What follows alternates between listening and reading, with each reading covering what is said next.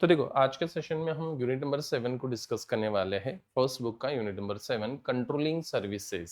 Services को कैसे control करना है, कैसे मैनेज करना है, उसी को हम आज के सेशन में कवर करने वाले हैं। हालांकि ये विंडोज में भी हम इस तरह से सर्विसेज को कंट्रोल कर सकते हैं ग्राफिकली। विंडोज में आपको सर्विसेज को कंट्रोल करना है तो आप सर्विसेज को सर्च करो। वहाँ पे एक सर्विसेज का एक विजार्ड ओपन होगा। वहाँ पे हर सर्विस का नेम होता है, उसका स्टेटस होता है और बूटिंग टाइम, ये सर्विस ऑटो स्टार्ट होगा या नहीं होगा। बूटिंग टाइम का मतलब जब हम कंप्यूटर को स्टार्ट करते हैं तो वो सर्विस स्टार्टअप टाइप उसका क्या रहेगा, ऑटोमेटिकली लिखा होगा। तो दैट मीन्स वो सर्विस ऑटोमेटिकली स्टार्ट हो जाएगा बूटिंग टाइम। वहाँ पे डिसेबल होगा या मैनुअल होगा तो इसका मतलब ये ऑटो स्टार्ट नहीं होता है। ठीक है, तो सर्विस सर्विस का स्टेटस ऑटो स्टार्ट होगा या नहीं होगा, जिसको स्टार्टअप टाइप बोला जाता है, एंड उसका डिस्क्रिप्शन। तो इस तरह से विंडोज में आप सर्विसेज को कंट्रोल कर सकते हो। उसी तरह से लिनक्स में सर्विसेज को कंट्रोल किस तरह से किया जाता है, तो लिनक्स में सर्विसेज को कंट्रोल हम करेंगे कमांड से। आज का सेशन हम सर्विसेज को कंट्रोल करने वाले, मैनेज करने वाले। और सबसे पहला सवाल यही है, सर्विस होता है क्या जिसको हम कंट्रोल कर रहे हैं। तो सर्विस का मतलब छोटे से एप्लीकेशंस होते हैं जो कि कंटिन्यूसली बैकग्राउंड में चलते रहते हैं। आज ये एप्लीकेशन चल रहा है, इसीलिए आज ये एप्लीकेशन चल रहे हैं, मतलब बैकग्राउंड में सर्विसेज चल रहे हैं, इसीलिए आपके सॉफ्टवेयर आगे काम कर रहे हैं, फ्रंट पे काम कर रहे हैं। जैसे मैंने एक सॉफ्टवेयर ओपन करके रखा है जिसके थ्रू मैं ऑनलाइन सेशन कंडक्ट कर रहा हूँ, तो वो सॉफ्टवेयर तभी काम करेगा जब उसका बैकग्राउंड में सर्विस स्टार्ट होगा। उसको समझना है तो जैसे आप व्हाट्सअप एप्लीकेशन यूज करते हो, व्हाट्सअप सॉफ्टवेयर आप यूज करते हो, तो वो व्हाट्सअप सॉफ्टवेयर तभी काम करेगा जब बैकग्राउंड में उसका व्हाट्सअप सर्विस चल रहा है। व्हाट्सअप सर्विस आपने बंद कर दिया तो व्हाट्सअप बंद हो जाएगा। ठीक है, कोई भी इस सॉफ्टवेयर को चलाने के लिए बैकग्राउंड में एक छोटा सा एक प्रोसेस चलता है या एक एप्लीकेशन चलता है छोटा सा, जिस एप्लीकेशन की मदद से वो सॉफ्टवेयर काम करता है। उसी तरह से सर्वर का काम क्या होता है, सर्विस प्रोवाइड करना। सर्वर क्या करता है, सर्विसेज को प्रोवाइड करता है। अभी सर्विस को प्रोवाइड करना है तो उसका एक सर्विस होगा, वो सर्विस अप होगा, स्टार्ट होगा, तो ही वो सर्विस दे सकता है। ठीक है, सर्विस डाउन है तो वो सर्वर सर्विस प्रोवाइड नहीं करेगा। चलो एक इसको एग्जांपल से समझते हैं। आप मेडिकल स्टोर जाते हो और मेडिकल स्टोर का वो सेटर डाउन है, मतलब वो बंद है। दैट मीन्स वो सर्विस आपको नहीं दे रहा है। आप वहां पे जाके सर्विस नहीं ले सकते, मेडिसिन को नहीं ले सकते। क्यों? बिकॉज वो सेटर डाउन है। दैट मीन वो सर्विस नहीं दे रहा है। सपोज सेटर ओपन है, तो सेटर ओपन है इसका मतलब वो सर्विस दे रहा है, आप जाके मेडिसिन को एक्सेस कर सकते हो। ठीक है, चलो दूसरा एग्जांपल समझते हैं। अभी क्लास का गेट ओपन था, इसीलिए आप क्लासरूम में आए, और अभी सर्विस जो मैं दे रहा हूँ, जो मैं पढ़ा रहा हूँ, दैट मीन्स एक काइंड ऑफ सर्विस ही दे रहा हूँ, तो आप उसको एक्सेस कर पा रहे हो। सपोज मैं क्लास का गेट बंद करके बाहर चला जाता तो इसका मतलब सर्विस आपके लिए बंद, आज का सर्विस आपको नहीं मिलता। ठीक है, तो इसी तरह से गेट ओपन है, इसका मतलब आप अंदर आए और सर्विस को एक्सेस कर रहे हो। गेट क्लोज है तो आप अंदर नहीं आ सकते हो, सर्विस को एक्सेस नहीं कर सकते हो। उसी तरह से कंप्यूटर के अंदर या सर्वर्स के अंदर किसी भी सर्विस को हमें एक्सेस करना है, फिर वो मेल सर्विस हो या एचटीटीपी सर्विस हो, या फिर उस मशीन को मुझे रिमोट एक्सेस लेना हो, तो उनके लिए सर्विसेज होते हैं। आपको जीमेल के थ्रू मेल ट्रांसफर करना है तो जीमेल आपको एक सर्विस दे रहा है। जीमेल सर्वर क्या, एक सर्वर से दूसरे सर्वर पे आप मेल ट्रांसफर कर सकते हो। बट सपोज जीमेल के सर्वर पे उसने मेल सर्विस डाउन करके रखा, मतलब स्टॉप करके रखा, बंद करके रखा, तो हम जीमेल के थ्रू मेल ट्रांसफर नहीं कर सकते, बिकॉज वो सर्विस हमें नहीं दे रहा है। ठीक है, आप इतने वेबसाइट्स को एक्सेस करते हो तो एक आधा सर्वर है, जैसे गूगल ही कंसिडर करते हैं, तो गूगल ने एचटीटीपी सर्विस को बंद करके रखा जिससे हम वेबसाइट को एक्सेस करते हैं। एचटीटीपी आपने सुना होगा ना, HTTP hyper text transfer protocol, जिसकी मदद से हम वेबसाइट को एक्सेस करते हैं। एचटीटीपीएस भी होता है, एस का मतलब सिक्योर वेबसाइट। ठीक है, तो एचटीटीपी या एचटीटीपीएस के थ्रू हम वेबसाइट को क्या कर रहे हैं, एक्सेस कर रहे हैं। इवन आप यूट्यूब को भी एक्सेस क्या कर रहे हो, एचटीटीपी और एचटीटीपीएस से ही एक्सेस कर रहे हो। सपोज यूट्यूब ने वहां पे एचटीटीपी या एचटीटीपीएस सर्विस को बंद कर दिया तो हम यूट्यूब पे वीडियो नहीं देख सकते। वीडियो एप्लीकेशन काम नहीं करेगा, वो सॉफ्टवेयर काम नहीं करेगा, वो प्लेटफॉर्म काम नहीं करेगा। क्यों? बिकॉज उन्होंने वहां पे सर्विस बंद करके रखा है, इसीलिए हम उस सर्विस को एक्सेस नहीं कर सकते हैं। सर्विस को हम तभी एक्सेस कर सकते हैं जब वो सर्विस अप होगा, स्टार्ट होगा। अप है तो सर्विस हम एक्सेस कर सकते हैं। अब है मतलब उसका पोर्ट ओपन होता है, और पोर्ट ओपन है तो हम सिस्टम के अंदर जा सकते हैं।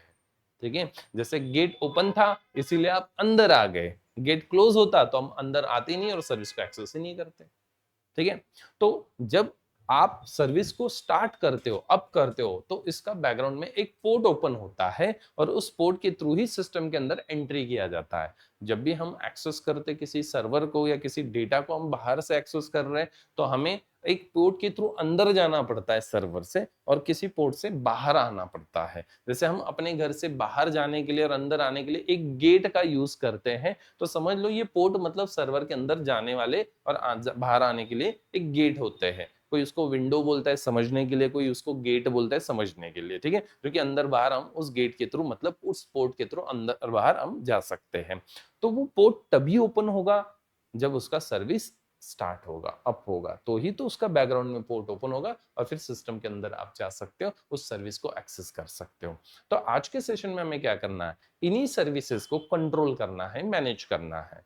मतलब कोई सर्विस बंद है या स्टार्ट है, ये आपको कैसे पता चलेगा? तो उसका स्टेटस देख के। तो स्टेटस कैसे देखना है, कौन सा सर्विस स्टार्ट है स्टॉप है, वो कैसे देखा जाता है? या फिर कोई सर्विस बंद है स्टॉप है तो उसको स्टार्ट कैसे करना है? ठीक है, एक आधा सर्विस बंद है स्टॉप है तो उसको स्टार्ट कैसे करना है? एक आधा सर्विस स्टार्ट है तो मुझे उसको स्टॉप कर देना है, मुझे नहीं देना है वो सर्विस, तो आप उसको स्टॉप कर सकते हो, तो स्टॉप कैसे करना है? देन उसके बाद मेरे सर्वर के अंदर कितने नंबर ऑफ सर्विसेज चल रहे हैं वो मुझे देखना है। ठीक है, जिस तरह से विंडोज में भी मैं आपको दिखा दूंगा सर्विसेज को विंडोज में कैसे कंट्रोल मैनेज किया जाता है, हम लिनक्स में कमांड लाइन करने वाले। वैसे सर्विसेज को डेमन्स ये भी वर्ड यूज किया जाता है, डेमन्स का मतलब सर्विसेज ही होता है। कोई डेमन्स बोलता है, कोई इसको सर्विस बोलता है। Another word is units, units भी बोला जाता है उसको। RHL वर्जन 7 जब से इंट्रोड्यूस हुआ था तो सर्विसेज को तब यूनिट्स बोलना स्टार्ट किया गया। तो unit, server, service and Demons ये एक ही वर्ड्स है। ठीक है, तो सर्विसेज को हमें कैसे चेक करना है? सर्वर के अंदर कोई एक आधा सर्विस बंद है, जो कि सर्विस नहीं मिल रहा है क्लाइंट्स को, तो आपको उस सर्विस को अप करना होता है। As a admin, as a Linux engineer, हमारा ये काम होता है कि ऑल सर्विसेज जो हम सर्विसेज दे रहे हैं वो प्रॉपर रनिंग कंडीशन में है या नहीं, वो हमें कंटिन्यूसली मॉनिटरिंग करना होता है, चेक करना होता है। हमने जिस सर्वर की वेबसाइट को होस्ट किया है और वो वेबसाइट जिस एप्लीकेशन के जिस सर्विस के ऊपर चल रहा है, जैसे कि HTTP सर्विस के ऊपर चल रहा है और वही डाउन है, तो क्लाइंट को तो वेबसाइट ओपन ही नहीं होगा। ठीक है, और लेट्स से कि वो क्लाइंट का जो एप्लीकेशन मतलब जो वेबसाइट है उसमें ऑनलाइन शॉपिंग है, मतलब वो ऐसा वेबसाइट है जहाँ से ऑनलाइन शॉपिंग करते क्लाइंट्स, बट वेबसाइट डाउन है। क्यों? बिकॉज आपका सर्वर का सर्विस बंद पड़ गया है, किसी भी कारणवश अचानक सर्वर पे लोड आ गया तो हो सकता है सर्विस बंद पड़ गया, या आपने गलती से सर्विस को बंद कर दिया, या कुछ सेटिंग की वजह से सर्विस फेल हो गया, तो वो प्रॉब्लम्स हमें फिक्स करने होते हैं। इन प्रॉब्लम्स को हमें क्या करना होता है? फिक्स करना होता है और चेक करना होता है कि सर्विस का सबसे पहले स्टेटस देखो। कभी कभी आपको इंटरव्यू में क्वेश्चन भी होगा, सिनेरियो बेस्ड क्वेश्चंस पूछे जाते हैं, आपको इंटरव्यू में ऐसे प्रैक्टिकली परफॉर्म नहीं करके बताना है, कोई क्वेश्चन होगा ओरली होगा। ठीक है, तो आपको कोई रिटर्न, हाँ कुछ चीजें रिटर्न्स होते हैं शुरुआत में, मल्टीपल चॉइस वगैरह क्वेश्चंस के रिटर्न्स होते हैं, बाकी जो राउंड्स होते हैं, इंटरव्यूज होते हैं, आपके ओरलीज होते हैं। ठीक है, तो ऐसे कुछ सिनेरियो बेस्ड क्वेश्चंस आपको पूछे जाएंगे। बताओ मेल सर्विस है फॉर एग्जांपल की नहीं, तो मेल ट्रांसफर नहीं हो रहे मेल से, तो क्या प्रॉब्लम हो सकता है? तो आपको पहला ही रीजन बताना है, एक तो उस सर्वर का सर्विस डाउन होगा। कौन सा सर्विस? तो मेल सर्विस डाउन होगा।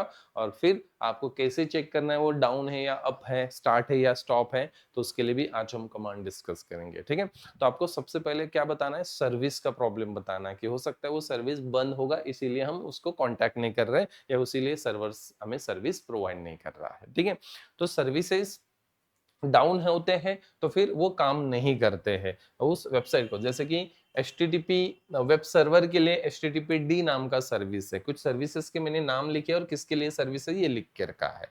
आगे जैसे जैसे हम आगे के यूनिट्स डिस्कस करेंगे तो मैं हर एक का एक सर्विस बता दूंगा, जो कि आपको वो याद रखना है कि कौन सा सर्विस किसके लिए होता है। जैसे SSHD नाम का एक सर्विस होता है जो रिमोट लॉगिन सर्विस है। रिमोट लॉगिन का मतलब होता है आपको एक कंप्यूटर से दूसरे कंप्यूटर का रिमोट एक्सेस लेना है लिनक्स में, तो उसके लिए SSHD नाम का सर्विस है। मैं उस मशीन को तभी एक्सेस कर सकता हूँ यहाँ से रिमोटली जब उसका SSHD सर्विस लिनक्स में स्टार्ट होगा। ठीक है, सामने वाले मशीन का SSHD सर्विस डाउन है, बंद है, स्टॉप है, तो मैं SSH से कांटेक्ट नहीं कर सकता हूँ, रिमोट एक्सेस नहीं कर सकता। ठीक है, cron d टास्क को शेड्यूल करने के लिए होता है, मतलब आपको कोई कमांड टाइम बेस्ड चलाना है, जैसे कि लेट्स से आपको बैकअप लेना है फॉर एग्जांपल, तो बैकअप लेना है और आप चाहते हो कि ये 9:30 बजे मुझे बैकअप लेना है एवरीडे 9:30 को मुझे एक पर्टिकुलर फोल्डर का डेली बैकअप लेना है, एवरीडे बैकअप लेना है।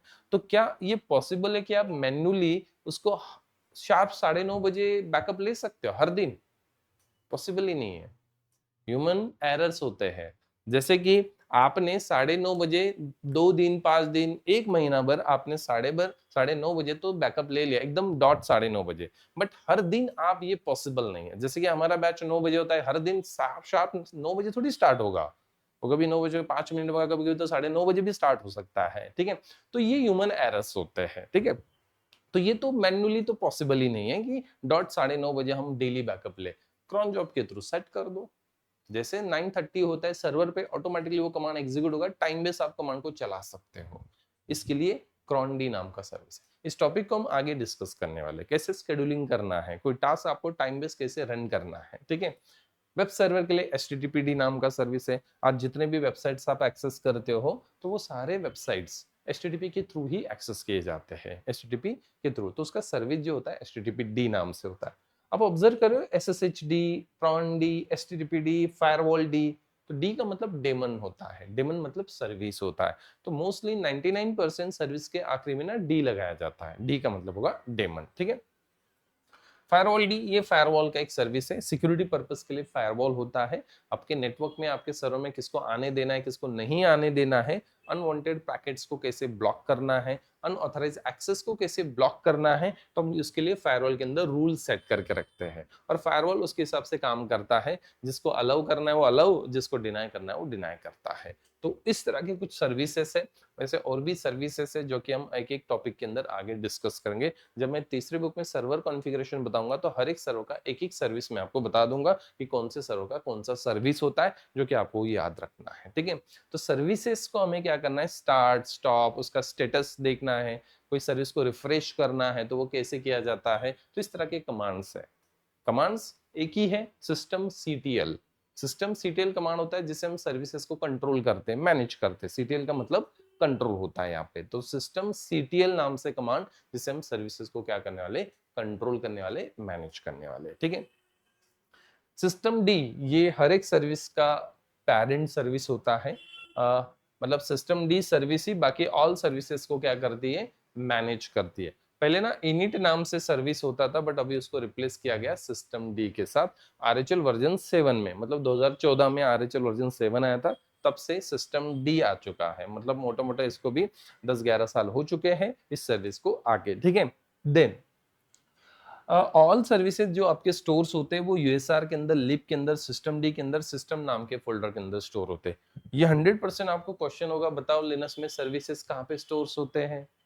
तो लिनक्स में जो सर्विसेज होते हैं, सिस्टम सर्विसेज, वो कहाँ पे होते हैं, यूएसआर के अंदर, लिप के अंदर, सिस्टम डी के अंदर, सिस्टम नाम के फोल्डर के अंदर सर्विसेज को स्टोर किया जाता है। ठीक है, to store all services in /usr lib, lib के अंदर, लिप मतलब लाइब्रेरी। ठीक है, उसके बाद सिस्टम डी के अंदर सिस्टम नाम का फोल्डर जहाँ पे ऑल सर्विसेज को स्टोर किया जाता है। तो सारे सिस्टम सर्विसेज यहाँ पे स्टोर किए जाते हैं। हर एक सर्विस का पेरेंट सर्विस कौन सा होगा, सिस्टम डी। सिस्टम डी ये हर एक सर्विस का पेरेंट सर्विस है। यही सर्विसेज बाकी सर्विसेज को क्या कर रहा है, स्टार्ट स्टॉप या फिर मैनेज कर रहा है। ठीक है, तो टॉपिक में हमें इसी को डिस्कस करना है कि सर्विसेज को कैसे स्टार्ट स्टॉप एनेबल डिसेबल मतलब कैसे कंट्रोल करना है। ठीक है, तो प्रैक्टिकली हम डिस्कस करते हैं, एक एक कमांड में एग्जीक्यूट करके बताता हूँ कौन सा कमांड किसके लिए, हम प्रॉपर लिख लेंगे। ठीक है,